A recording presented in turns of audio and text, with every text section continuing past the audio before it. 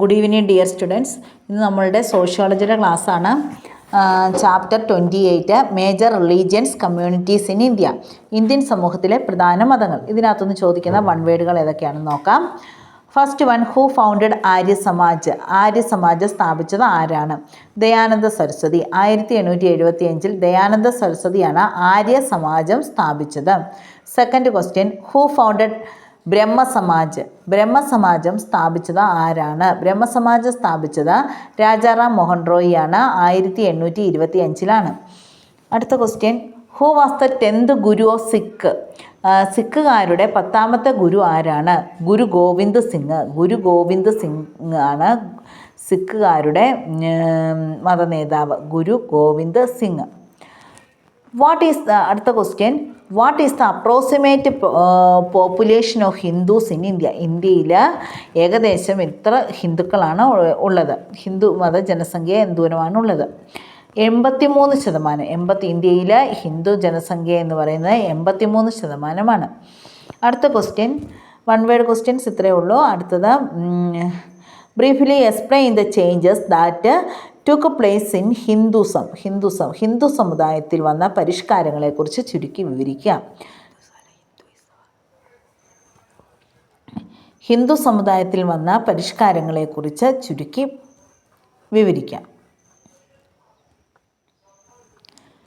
ചരിത്രം പരിശോധിക്കുകയാണെങ്കിൽ ഹിന്ദു സമൂഹത്തിൽ വന്ന മാറ്റങ്ങൾ വളരെ വ്യക്തമായി മനസ്സിലാക്കുവാൻ സാധിക്കും. പണ്ട് കാലത്ത് നിരവധി ദുരാചാരങ്ങൾ ഹിന്ദു സമൂഹത്തിൽ നിലനിന്നിരുന്നു. ഹിന്ദു മതത്തിൽ വന്ന ഇപ്പോഴുണ്ടായിട്ടുള്ള ചേഞ്ചസിനെ കുറിച്ചാണ് നമ്മൾ നോക്കുന്നത്. പണ്ട് കാലത്ത് ഹിന്ദു മതത്തിൽ ധാരാളം അനാചാരങ്ങൾ ഉണ്ടായിരുന്നു. അതായത് തൊട്ടുകൂടായ്മ, സതി, ഇതെല്ലാം ഇതിനുദാഹരണമാണ്.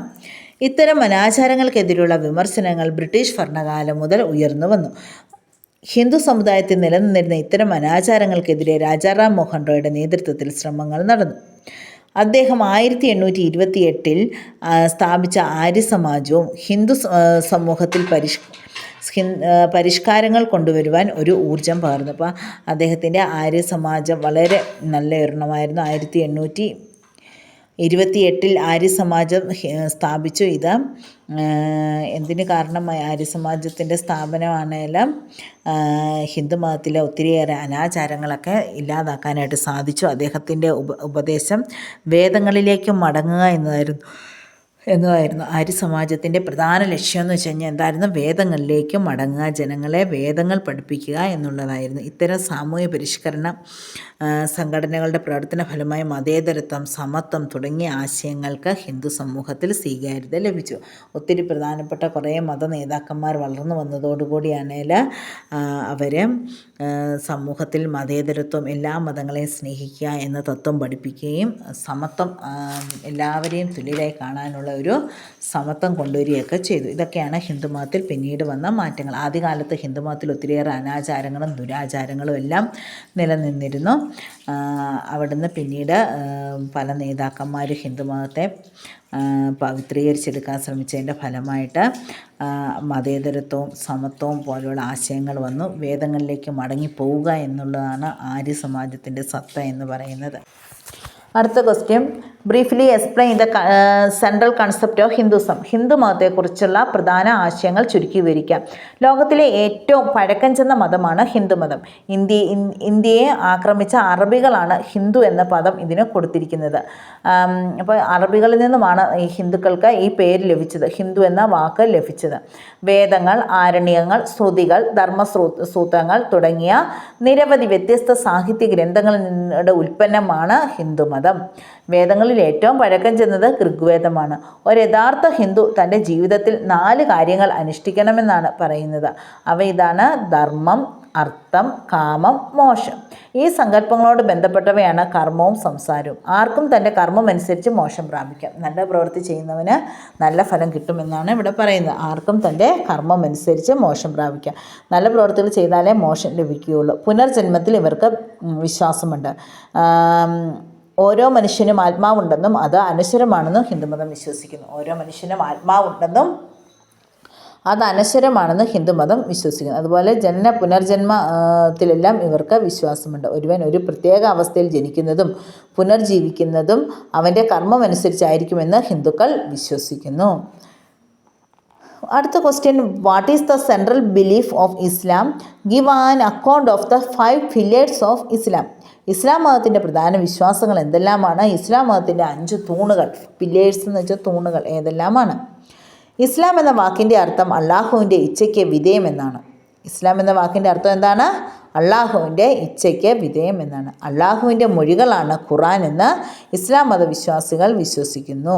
7-ാം നൂറ്റാണ്ടിൽ അറേബ്യയിലാണ് ഇസ്ലാം മതം ജന്മം കൊണ്ടത്. ഇസ്ലാം മതം അറേബ്യയിലാണ് ജന്മം കൊണ്ടത്. AD 622 ഇസ്ലാം സ്ഥാപിതമായി. ഇന്ത്യയിലെ ഏറ്റവും വലിയ ന്യൂനപക്ഷ സമുദായമാണ് ഇസ്ലാം എന്ന് പറയുന്നത്. ഇന്ത്യയിലെ ഏറ്റവും വലിയ ന്യൂനപക്ഷ സമുദായമാണ് ഇന്ത്യയിലെ ഏറ്റവും വലിയ ന്യൂനപക്ഷ സമുദായമാണ് ഏത്? ഇസ്ലാം എന്ന് പറയുന്നത് ഇന്ത്യയിലെ ഏറ്റവും വലിയ ന്യൂനപക്ഷ സമുദായമാണ്.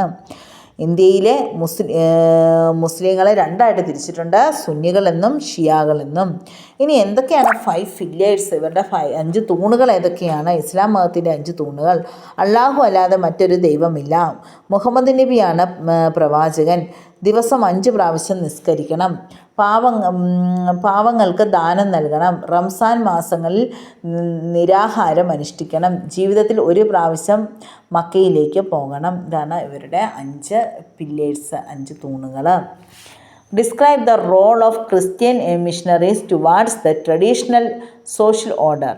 പരമ്പരാഗത സാമൂഹ്യക്രമം ഉണ്ടാക്കിയതിൽ ക്രിസ്ത്യൻ മിഷണറിമാരുടെ പങ്കെന്ത്? നസ്രത്തിലെ യേശുവിനെ ഗുരുവായി സ്വീകരിച്ചിരുന്ന ചരിത്ര പ്രാധാന്യമുള്ള മതമാണ് ക്രിസ്തുമതം. നസ്രത്തിലെ യേശുവിനെ ഗുരുവായി സ്വീകരിച്ച ചരിത്ര പ്രാധാന്യമുള്ള മതമാണ് ക്രിസ്തുമതം. ക്രിസ്തുമത വിശ്വാസത്തിൻ്റെ അടിസ്ഥാനം ബൈബിളാണ്. ഇത് ഇന്ത്യയിൽ പ്രചരിപ്പിച്ചത് യേശുവിൻ്റെ ശിഷ്യനായ സെൻറ്റ് തോമസ് ആണ്. ഇന്ത്യയിലെ ക്രിസ്ത്യാനികൾ കത്തോലിക്കർ എന്നും പ്രൊട്ടസ്റ്റൻ്റ് എന്നും 2 വിഭാഗക്കാരുണ്ട്. ഇന്ത്യയിലെ കത്തോലിക്കക്കാരെന്നും പ്രൊട്ടസ്റ്റൻ്റ് എന്നും 2ആയിട്ട് തിരിച്ചിട്ടുണ്ട്. കത്തോലിക്കക്കാരാണ് ലോകത്തിലെ ഏറ്റവും വലിയ മതവിഭാഗം. ഏറ്റവും കൂടുതൽ ആളുകളും വിശ്വസിക്കുന്ന കത്തോലിക്ക സഭയിലാണ്. Explain Buddhism. ബുദ്ധമതത്തെക്കുറിച്ച് വിവരിക്കുക. 6-ാം നൂറ്റാണ്ടിലെ സാമൂഹ്യ രാഷ്ട്രീയ സാമ്പത്തിക പ്രശ്നങ്ങളിൽ നിന്നും ഉയർന്നു വന്ന ഒരു മതമാണ് ബുദ്ധമതം. ഗൗതമ ബുദ്ധൻ അഥവാ സിദ്ധാർത്ഥനായിരുന്നു ഈ ബുദ്ധമതത്തിൻ്റെ സ്ഥാപകൻ. 563 നേപ്പാളിലെ കപിലവസ്തുവിനടുത്തുള്ള ലുംബിനിയിലെ ഒരു ശാക്യ കുടുംബത്തിലാണ് അദ്ദേഹം ജനിച്ചത്. ത്രിരത്നങ്ങളിൽ അഭയം തേടുന്നതോടെ ബുദ്ധമതം ആരംഭിക്കുന്നു. ബുദ്ധം ധർമ്മം സംഘം എന്നിവയാണ് ത്രിരത്നങ്ങൾ. ധർമ്മം എന്നത് പ്രമാണങ്ങളും സംഘം എന്നത് സന്യാസിമാരുടെ സമൂഹവുമാണ്. ബുദ്ധമതത്തിൻ്റെ സ്ഥാപകൻ ഗൗതമ ബുദ്ധനാണ്. ഇന്ത്യയിലെ ബുദ്ധിസത്തിന് ദ്വിതല ഘടനയാണ് ഉള്ളത്. അടുത്ത question, give reason for the decline of Buddhism. ബുദ്ധമതം തകരാനുള്ള കാരണം എന്താണ്? വൈദിക മതത്തിനെതിരെയുള്ള ശക്തമായ ഒരു പ്രതികരണം എന്ന നിലയിലാണ് ബുദ്ധമതം ഉയർന്നു വന്നത്. എന്നാൽ ക്രമേണ അത് അതിൻ്റെ അടിസ്ഥാന തത്വങ്ങളിൽ നിന്ന് വ്യതിചലിക്കാൻ തുടങ്ങി. ബ്രാഹ്മണ മതത്തിൻ്റെ ആഭിജാത്യം, ഭാഗങ്ങളായ ആചാരങ്ങളും അനുഷ്ഠാനങ്ങളും ബുദ്ധമതത്തിലും കടന്നുകൂടി. അപ്പോൾ എന്താണ് ബുദ്ധമതത്തിൻ്റെ തകർച്ചയ്ക്കുള്ള മെയിൻ കാരണം എന്ന് പറയുന്നത്? വൈദിക മതത്തിനെതിരെയായിട്ടാണ് ബുദ്ധമതം, അതായത് ബ്രാഹ്മണന്മാരുടെ മതത്തിനെതിരെയാണ് ബുദ്ധമതം ഉയർന്നു വന്നത്. ഇത് നമ്മൾ പഠിച്ചാണ് ബുദ്ധമതത്തിൻ്റെ അധപതനത്തിനുള്ള കാരണങ്ങൾ വേറെ ചാപ്റ്ററിൽ പഠിച്ചിട്ടുണ്ട്. അതും കൂടെ ഒന്ന് വായിച്ചു നോക്കുക. ഒന്നാമത്തെ കാരണം എന്ന് പറഞ്ഞാൽ ബുദ്ധമതം തകരാനുള്ള മെയിൻ കാരണം എന്താണ്? വൈദിക മതത്തിന് എതിരെയാണ് ഇത് ഉയർന്നു വന്നത്. വൈദിക മതത്തിന് എതിരെയുള്ള ഉയർന്നു വരവ്. അടുത്ത പോയിന്റ്, ബ്രാഹ്മണ മതത്തിൻ്റെ പുനരുദ്ധാരണവും ബുദ്ധമതത്തിലൂടെ കടന്നുകൂടിയ അനാചാരങ്ങളും അതിൻ്റെ തകർച്ചയ്ക്ക് കാരണമായി. ബ്രാഹ്മണ മതത്തിൻ്റെ പുനരുദ്ധാരണവും ബുദ്ധമതത്തിൽ കടന്നുകൂടിയ അനാചാരങ്ങളും അത് തകരാൻ കാരണമായി. ബുദ്ധമതം മഹായാനം, ഹീനയാനം എന്നിങ്ങനെ 2ആയി പിളർന്ന് ആ മതത്തിൻ്റെ ശക്തി ചോർത്തിക്കളഞ്ഞു. ബുദ്ധൻ്റെ മരണത്തിന് ശേഷം അദ്ദേഹത്തെ പോലെ പ്രാപ്തനായ ഒരാൾ ആ മതത്തെ നയിക്കാൻ ഉണ്ടായിരുന്നില്ല. അപ്പം ബുദ്ധമതത്തിൻ്റെ തകർച്ചയ്ക്കുള്ള ഒരു പ്രധാന കാരണം ബുദ്ധൻ്റെ മരണത്തിന് ശേഷം ശക്തരായ രാജാക്കന്മാരൊന്നും ഉണ്ടായില്ല എന്നുള്ളതാണ്. പിന്നെ ബുദ്ധമതം രണ്ടായിട്ട് തിരിഞ്ഞതും ബുദ്ധമതം തകരാനുള്ള കാരണമായി. ബുദ്ധമതത്തിന് ആരംഭത്തിൽ കിട്ടിയതുപോലെ പിൽക്കാലത്ത് രാജാക്കന്മാരുടെ സഹായമോ പ്രോത്സാഹനമോ ഒന്നും ലഭിച്ചില്ല. അടുത്ത question, write a note on Sikhism. Sikh മതത്തെക്കുറിച്ച് വിവരിക്കുക. ഇന്ത്യയിലെ ഏറ്റവും പുതിയ മതമാണ് സിഖ് മതം. ഗുരുനാനാക്കിൻ്റെ ഉദ്ബോധനങ്ങളിൽ നിന്നുമാണ് സിഖ് മതം രൂപം കൊണ്ടത്. മറ്റു മതങ്ങളുടെ ആശയങ്ങളെ സമന്വയിപ്പിക്കുന്ന സിഖ് മതത്തിന് ഒരു സമത്വ സ്വഭാവമാണുള്ളത്. ഗുരുഗ്രന്ഥ് സാഹിബാണ് ഇവരുടെ പരിശുദ്ധ പുസ്തകം എന്നല്ലേ പരിശുദ്ധ ഗ്രന്ഥം എന്ന് പറയുന്നത്. സിഖുകാരൻ്റെ തുടക്കം പഞ്ചാബിലാണ്. സിഖ് മതത്തിൻ്റെ തുടക്കം എവിടെയാണ്? പഞ്ചാബിലാണ്. ഗുരുനാനാക്ക് ആന്തരിക ശുദ്ധിക്കും ഭക്തിക്കും പ്രാധാന്യം നൽകി ജാതിയെ നിരാകരിച്ചു. ഇപ്പം ബുദ്ധമതം. അടുത്തത് write a note on the Zoroastrianism. അതായത് പാഴ്സി മതത്തെക്കുറിച്ച് വിവരിക്കുക. പാഴ്സികൾ ന്യൂനപക്ഷ സമുദായങ്ങളാണ് എങ്കിലും ഇന്ത്യയുടെ വാണിജ്യ വ്യവസായ പുരോഗതിക്ക് അവരുടെ പങ്ക് വലുതാണ്. ന്യൂനപക്ഷക്കാരാണ്, പക്ഷേ ഇന്ത്യയുടെ വാണിജ്യ വ്യാപാര വ്യവസായങ്ങളിൽ ഇവർ പ്രമുഖരാണ്. AD 8-ാം നൂറ്റാണ്ടിൽ പേർഷ്യയിൽ നിന്നും ഗുജറാത്തിലേക്ക് കുടിയേറിയവരെയാണ് പാഴ്സികൾ എന്ന് പറയുന്നത്. What is the central belief of Jainism? ജൈനമതത്തിൻ്റെ വിശ്വാസങ്ങൾ എന്തെല്ലാം? വേദകാലത്താണ് ജൈനമതത്തിൻ്റെ ഉത്ഭവം. വർദ്ധമാന മഹാവീരനാണ് ജൈനമതം സ്ഥാപിച്ചത്. ജൈനമതത്തെക്കുറിച്ച് നമ്മൾ ഒത്തിരി പഠിച്ചിട്ടുള്ളതാണ്. അപ്പം നിങ്ങളതൊക്കെ ഒന്ന് വായിച്ചു നോക്കാം. അതായത് ജൈനമതത്തിന് 2 വിഭാഗക്കാരുണ്ട്. ഒരു കൂട്ടർ വസ്ത്രം ഉപേക്ഷിച്ചവരും ദിഗംബരന്മാരും, വെള്ളവസ്ത്രം ധരിക്കുന്ന ശ്വേതംബരന്മാരുമാണ്. ഇതൊക്കെയാണ് ജൈനമതത്തെക്കുറിച്ച് നമുക്ക് പറയാനായിട്ടുള്ളത്. അപ്പോൾ ഈ പാഠം നന്നായിട്ട് വായിക്കുക, നന്നായിട്ട് പഠിക്കുക.